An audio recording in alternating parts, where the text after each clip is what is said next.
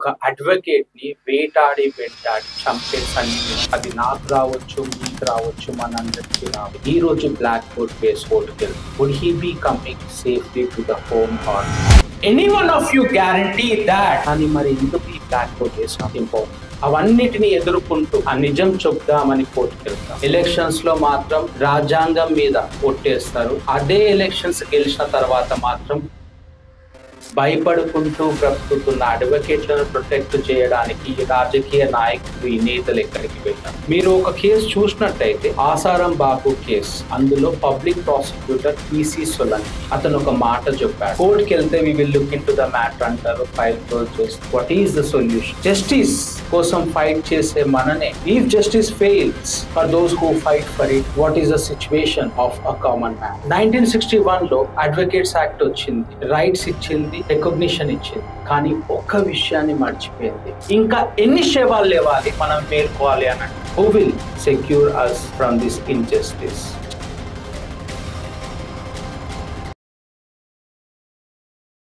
ఈ వీడియో చూడండి. ఇది ఏదో సినిమాలో చూసినదో లాగా అనిపిస్తుంది. కోర్టు బయట జరిగిన రియల్ ఇన్సిడెంట్. ఒక అడ్వకేట్ ని వేటాడి చంపే సన్నివేశం.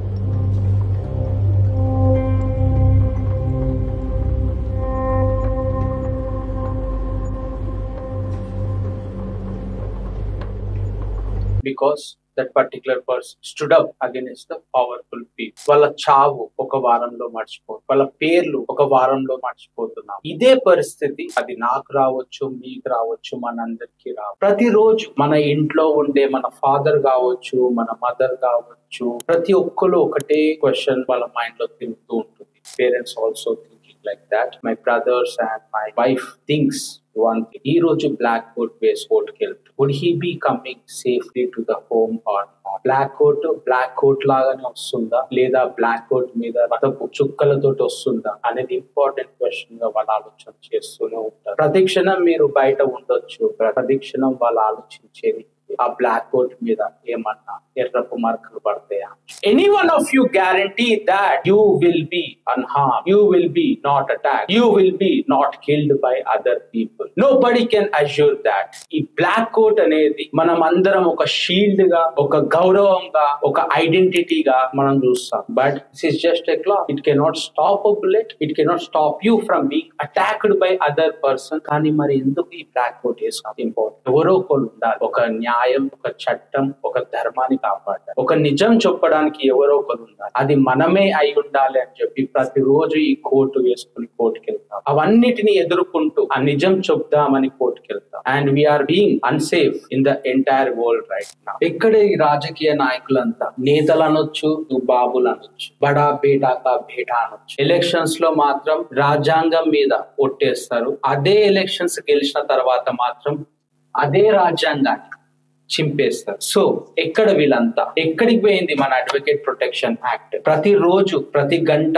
ప్రతి నిమిషం భయపడుకుంటూ బ్రతుకుతున్న అడ్వకేట్లను ప్రొటెక్ట్ చేయడానికి ఈ రాజకీయ నాయకులు, ఈ నేతలు ఎక్కడికి పోయినారు? మీరు ఒక కేసు చూసినట్టయితే ఆసారం బాబు కేసు, అందులో పబ్లిక్ ప్రాసిక్యూటర్ పిసి సోలంకి అతను ఒక మాట చెప్పాడు. I always look over my shoulder where I sense danger ప్రతి క్షణం ఒక డేంజర్ ఉంది అని చెప్పి నేను కన్సిడర్ చేస్తా. ఎందుకంటే అవన్నిటిని పొడగొట్టుకోవాలి. We need advocate protection act. ఆ డ్రాఫ్ట్ ఏదైతే ఉందో దాని మీద ఉన్న ఆ డస్ట్ ను కూడా ఎవరు క్లీన్ చేయలేదు. కోర్టుకి వెళ్తే we will look into the matter అంటారు, ఫైల్ క్లోజ్ చేస్తారు. Bar associations they make huge hue and cry.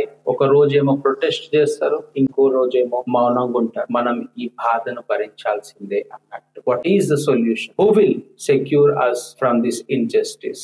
Justice కోసం ఫైట్ చేసే మననే if justice fails for those who fight for it, what is the situation of a common man? మన ఈ black coat అనేది black coat కాదు, ఇది మన న్యాయానికి ఒక జెండా. It's a flag of justice.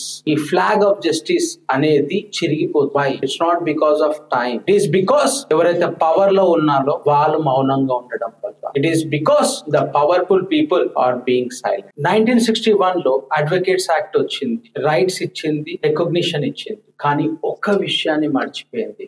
That is the safety, and it never says who will be held responsible for any of the attack on an advocate. కానీ 2021 లో బార్ కౌన్సిల్ ఆఫ్ ఇండియా ఒక advocate protection act draft bill తో వచ్చింది. అందులో 7 విషయాల గురించి క్లిష్టంగా describe చేసింది. అవేంటో మనం చూద్దాం. First, who is advocate? Advocate అంటే మనం అందరం అనుకుంటాము ఎవరైతే లాయర్ హైకోర్టులో ప్రాక్టీస్ చేస్తారో అతనే అడ్వకేట్ అని. బట్ ఈ డ్రాఫ్ట్ బిల్ ఏమంటుందనంటే అడ్వకేట్ అంటే ఒక బెంచ్ ముందు నించిన పర్సన్ కావచ్చు, డ్రాఫ్ట్ చేసే పర్సన్ కావచ్చు, లేదు అని అంటే ఎవరైతే వాయిస్ లేని పర్సన్ కి ఒక వాయిస్ ఇస్తాడో అతను కూడా అడ్వకేట్ గుర్తించబడి. రెండోది, ఎవరైనా అడ్వకేట్ మీద అటాక్ చేసినట్టయితే అది కంప్లైంట్ గా తీసుకోకుండా ఒక క్రైమ్ గా కన్సిడర్ చేసి అది కాగ్నిజబుల్ నాన్ బెయిలబుల్ అఫెన్స్ గా ట్రీట్ చేసి సరైన పనిష్మెంట్ ఇవ్వాలి అని చెప్పి ఈ డ్రాఫ్ట్ లో చెప్పడం జరిగింది. మూడో పాయింట్ ఏంటంటే ఇన్వెస్టిగేషన్. ఇన్వెస్టిగేషన్ అనేది ఒక higher official, not below the deputy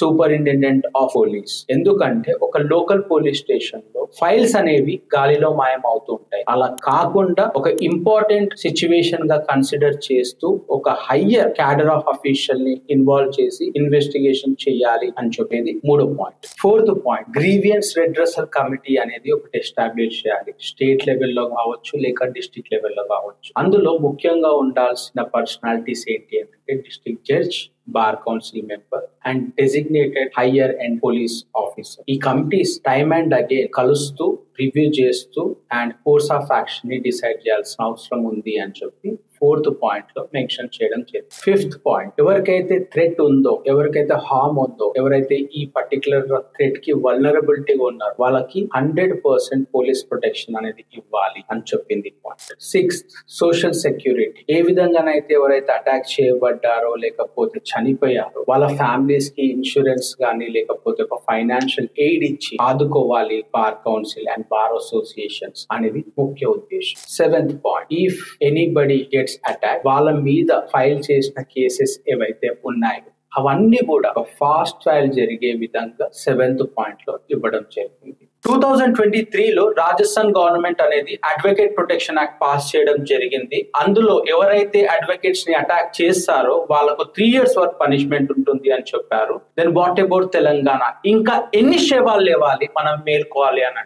mister CM గారు, మీరు అందరూ అంటారు మీరు చాలా ధైర్యవంతులు అని చెప్పి, కానీ ధైర్యం అనేది మీరు ఇచ్చే స్పీచెస్ లలో కాదు, మీరు ట్రూత్ ని ఏ విధంగా ప్రొటెక్ట్ చేస్తారో అందులో గుర్తు పెట్టుకోండి ఒక విషయం. ఒకవేళ మీరు ఈ అడ్వకేట్ ప్రొటెక్షన్ యాక్ట్ పాస్ చేశారు అని అంటే 100% మీరు ప్రతి ఒక్క అడ్వకేట్ గుండెల్లో మీ యొక్క పేరు అనేది ప్రతిధ్వనిస్తుంది. న్యాయం మీద ఇంకా నమ్మకం చావని ప్రతి లాయర్ తో, ప్రతి లా స్టూడెంట్ తో, ప్రతి పౌరుడితో మాట్లాడుతున్నాం. ఆదిలాబాద్ నుండి మహబూబ్ నగర్ వరకు ప్రతి లాయర్ ని కలుపుకుంటూ పోతాం ఒక ఐక్యమత్యంతో. కేవలం ఏకం అవ్వడమే కాదు, ఎవ్వరు విడదీయలేని మహాశక్తిగా మారాలి. ఇది నా ఒక్కడి పోరాటం కాదు, ఇది మన అందరి పోరాటం. జై Hind. Please do subscribe, share and press the bell icon.